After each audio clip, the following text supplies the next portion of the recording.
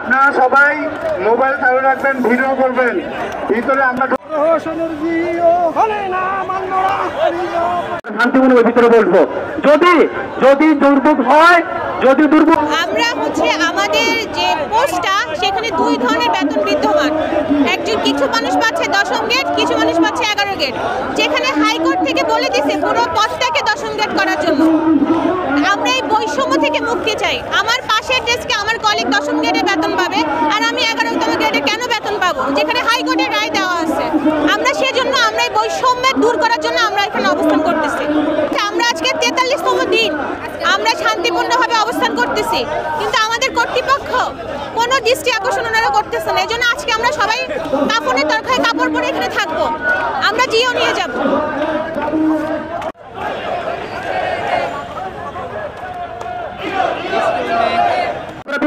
কেন আমি নাচের স্যার তারা দৃষ্টি আকর্ষণ করছি স্যার, এটা ঠিক করছে না sir.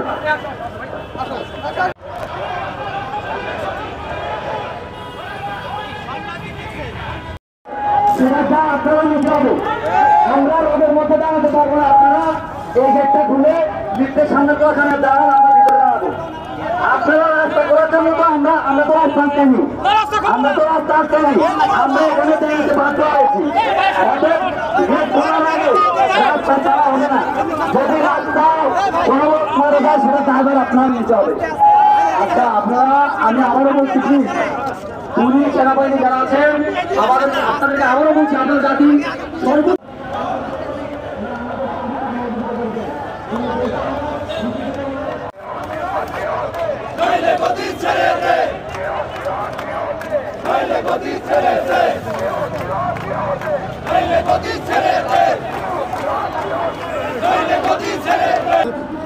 Auditor 10ম grade, super 9ম grade এবং অ্যাকাউন্টস অফিসার 7ম গ্রেডে, এটা 2013-তে করা ছিল। কিন্তু আমাদের